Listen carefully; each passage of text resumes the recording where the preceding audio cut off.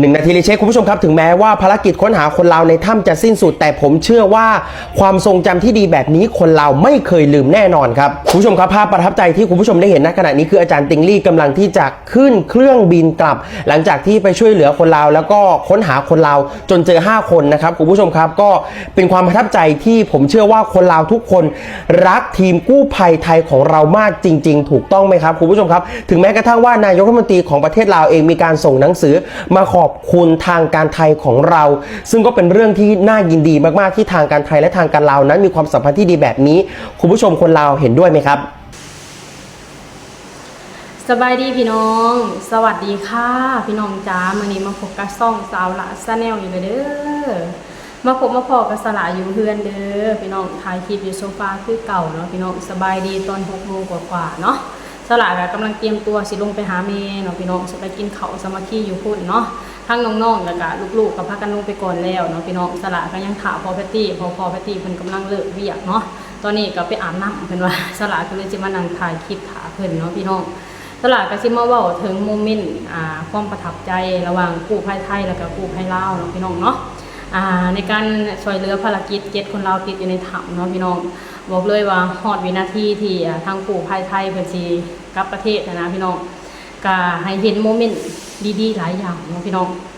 เห็นโมเมนต์แบบความสัมพันธ์ที่ดีความเป็นห่วงเป็นใยนะพี่น้องแบบเห็นแล้วก็น้ำตาสิไหลเนาะพี่น้องเนาะทางหน่วยกู้ภัยก็ก่อนสิกลับบ้านก็ได้มอบเงินช่วยเหลือผู้ประสบภัยทั้ง2 คนที่ยังบ่ทันพ้นเจอใช้คำว่าต่างคนก็ต่างแบบว่าช่วยเหลือครอบครัวเนาะพี่น้องบางคนก็เอาเงินส่วนตัวออกเนาะคืออย่างพี่ปอนจักริดเพิ่นก็เอาเงินส่วนตัวออกก็รวมๆประมาณ 90,000 บาทเนาะพี่น้องแล้วก็อีกหลายคนที่อยู่ในเหตุการณ์ก็พากันเอาเงินส่วนตัวมอบให้2 ครอบครัวผู้ประสบภัยนะพี่น้องเพื่อเป็นขวัญกำลังใจเนาะพี่น้องเนาะบอกเลยว่าเห็นบรรยากาศภาพเห็นบรรยากาศดีแบบนี้บอกเลยว่าความเป็นมิตรภาพระหว่างเราไทยแห่งแบบแน่นแฟ้นขึ้นนะพี่น้องบอกเลยว่าสละเห็นแล้วสละซาบซึ้งเนาะพี่น้องเนาะแม้กระทั่งตอนที่ทั้งกู้ภัยไทยเพิ่นขึ้นฮอสิออกจากไซสมบูรณ์ไปนครหลวงเวียงจันทน์เนาะก็บอกเลยว่าเห็นภาพบรรยากาศแบบอันซาบซึ้งนะทั้งหน่วยกู้ภัยก็บอกเลยว่าแต่ละคนนี่ก็โศกเศร้านะพี่น้องบางคนก็ห้องไห้นะพี่น้องด้วยความเจ็บปวดอะไรพี่น้องเพราะว่าเฮายังบ่ได้ช่วยเหลืออีก2 ชีวิตออกมาได้นะพี่น้องทุกคนนี่บอกเลยว่าเศร้านะพี่น้องเพราะว่าภารกิจเฮายังบ่ทันได้สำเร็จนะพี่น้องทุกคนสงสารผู้ประสบภัยเนาะอยากช่วยให้ถึงที่สุดแต่มันเกินกำลังอีนะพี่น้องเนื่องจากว่าสิ่งแวดล้อมเนาะพี่น้องเนาะพายุน้ำแผ่นดินไหวดินสุดหินถล่มนะพี่น้อง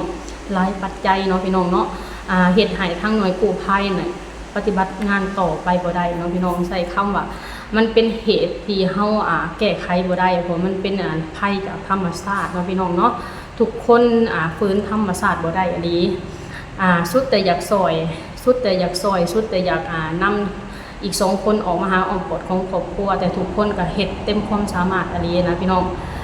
เจ้าหล่าก็เห็นภาพบรรยากาศเหล่านี้ก็อยากมานำเสนอเนาะพี่น้องเนาะบอกเลยว่าคำว่าไทยลาวคือพี่น้องกันคำว่าคนไทยบ่เคยถิ่มคนลาวเห็นภาพบรรยากาศเหล่านี้แล้วบอกเลยว่าสุดที่ซาบซึ้งในน้ำใจของคนไทยเนาะบอกเลยว่ามาสวยด้วยใจอะไรมาสวยด้วยที่บ่หวังสิ่งตอบแทนอีหยังทั้งนั้นแม้กระทั่งเงินบาท1 กีบ1ก็บ่เอากลับไปเนาะมอบให้กับหน่วยมอบให้กับผู้ประสบภัยจนเบิดเนาะพี่น้องแถมยังเอาเงินส่วนตัวออกมาซอยอีกนะบอกเลยว่าสุดที่ซาบซึ้งในน้ำใจของคนไทยเนาะคำว่าคนไทยถ้าหากว่าซอยแล้วคือซอยสุดใจอะไรเนาะพี่น้องโอเคพี่น้องเดี๋ยวเราไปเบิ่งคลิปกันก่อนเนาะพี่น้องเนาะบอกเลยว่าเห็นแต่ละคลิปนี่น้ำตาสิไหลเนาะพี่น้องทางหน่วยกู้ภัยเพิ่นก็น้ำตาไหลนะพี่น้องอยากให้มันทุกสิ่งทุกอย่างมันลุล่วงเนาะพี่น้องแต่มันก็บ่ลุล่วงเข้าใจในสถานการณ์นั่นแหละพี่น้องจ้าป้าพี่น้องเดี๋ยวเราไปเบิ่งคลิปกันก่อนเลย ในนามของทีมกู้ภัยไทยนะครับทั้งทีมค้นหานะครับทีมดำน้ำนะทีมค้นหาดูแลโลกนะทางคอนไฟสเปซสแกนด้วยทีมสแกนถ้ำนะครับแล้วก็หลายๆทีมเมดิคอลหลายๆทีมที่เข้ามานะครับทุกมูลนิธินะครับสมาคมนะครับก็ขอมอบเงินนะครับจำนวน50 ล้านกีบเนี่ยให้2ครอบครัวที่ยังหาหัวหน้าครอบครัวทั้ง2เนี่ยยังไม่พบนะครับก็ขอมอบไว้นะครับผ่านทางท่านเลขานะครับเพื่อนำไปมอบให้2ครอบครัวนะครับจำนวน50 ล้านนะครับ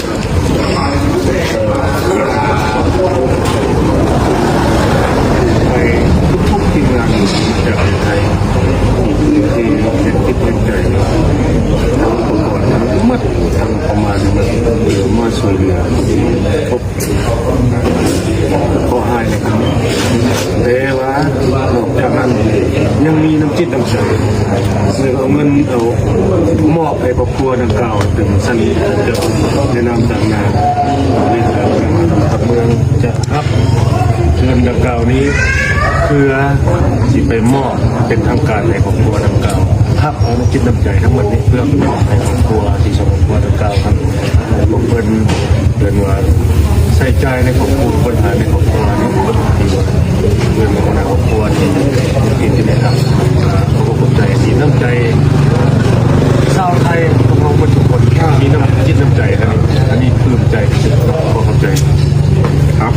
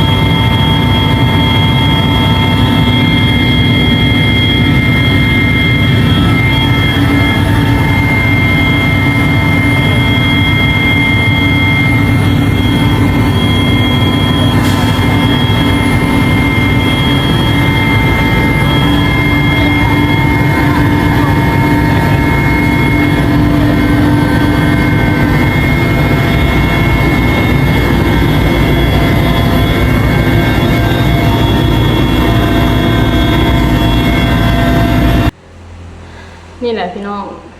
เป็นภาพที่สะเทือนใจก็คือหนึ่งแม่เมียผู้ประสบภัยมายืนส่งหน่วยกู้ภัยเนาะพี่น้องอุ้มลูกน้อยมาแนมด้วยความเศร้านะพี่น้องบอกเลยว่าเศร้าแห้งนะในใจก็คือสิสิ้นหวังแล้วนะพี่น้องถ้าหากว่าเป็นใจสละก็สิใส่คำว่าจะเผากลับมาซอยสามีข่อยก่อนพาสามีข่อยออกมาจากถ้ำก่อนหากว่าในใจสละก็คือสิคิดแบบนั้นนะเพราะว่าความหวังของผู้ประสบภัยก็คือหน่วยกู้ภัยเนาะพี่น้องเนาะแต่เฮาก็เข้าใจแหละว่าเฮาปฏิบัติงานต่อบ่ได้ทางหน่วยกู้ภัยเพิ่นก็เต็มที่แฮงเพิ่นเฮ็ดสุดความสามารถเพิ่นเนาะพี่น้องเพิ่นทุ่มเทแรงกายแรงใจเข้าไปช่วยเหลือแบบเต็มที่อันนี้เนาะพี่น้องเนาะคนเราทุกคนเข้าใจเนาะพี่น้องเนาะแล้วก็เห็นภาพบรรยากาศของหน่วยกู้ภัยเวลาขึ้นฮอบางคนก็บอกเลยว่าน้ำตาไหลเนาะพี่น้องน้ำตาแห่งความสงสารเนาะพี่น้องเนาะสละสัมผัสได้แบบนี้อีหลีเด้บอกเลยว่าเกี่ยวกับเหตุการณ์นี้ที่มาซอยผู้ประสบภัยอยู่ประเทศลาวครั้งนี้คนไทยเฮ็ดให้คนลาวซาบซึ้งทั้งประเทศเนาะบอกเลยว่าคนลาวทั้งประเทศซาบซึ้งในน้ำใจของคนไทยเนาะพี่น้องเพิ่นซอยเฮาด้วยใจอีหลีนะพี่น้องเพิ่นบ่หวังสิ่งตอบแทนแม้แต่บาทเดียวแม้แต่กีบเดียวเนาะพี่น้องเพิ่นบ่เอาเงินแม้แต่กีบเดียวเพิ่นทุ่มเทแรงกายมาซอยได้ยังบ่พอเพิ่นยังช่วยเงินอีกต่างหากเนาะพี่น้องเนาะตามที่เห็นในคลิปนั่นแหละทางหน่วยกู้ภัยไทยเพิ่นก็เอาเงินส่วนตัวออกมาช่วยเหลือผู้ประสบภัยนี่ใส่คำว่าหลายคนเนาะพี่น้องเนาะสุดที่ซาบซึ้งในน้ำใจของคนไทยอีหลีเนาะพี่น้องเสาหลาถึงใส่คำว่าบ่มีไผหักคนลาวเท่าคนไทยอีกแล้วอยู่ในโลกใบนี้บ่ว่าสิเจอสถานการณ์ใด บ่ว่าสินักหนาสำใดหินขนาดใดเขาเจ้าก็พร้อมสิยื่นมือมาซอยพี่น้องชาวลาวเนาะพี่น้องคนลาวสุดที่ซาบซึ้งเนาะพี่น้องเนาะนี่แหละพี่น้องสลาก็ขอภาวนาให้ปาฏิหาริย์มีจริงเนาะขอให้อีก2คนออกมาด้วยความปลอดภัยออกมาอยู่ในอ้อมกอดของครอบครัวอีกครั้งหนึ่งเนาะพี่น้องเนาะแล้วก็ใช้คำว่าต้องขอบคุณน้ำใจของหน่วยกู้ภัยไทยทุกคนเด้อรวมทั้งทุกประเทศที่เขามาช่วยเหลือในภารกิจนี้เนาะบอกเลยว่าพวกคุณคือฮีโร่ของคนลาวที่แท้จริงคนลาวจะจดจำไปถึงวันตายสุดจะซาบซึ้งเนาะพี่น้องและก็ขอให้หน่วยกู้ภัยทุกคนเดินทางกลับประเทศไทยโดยสวัสดิภาพขอให้ทุกคนปลอดภัยในการเดินทางเนาะโอเคพี่น้องสำหรับคลิปนี้สลากสิขอจบคลิปสำนีกันเด้อขอให้พี่น้องทุกคนกดไลค์กดแชร์กดติดตามสลากในเด้อสบายดีสวัสดีค่ะ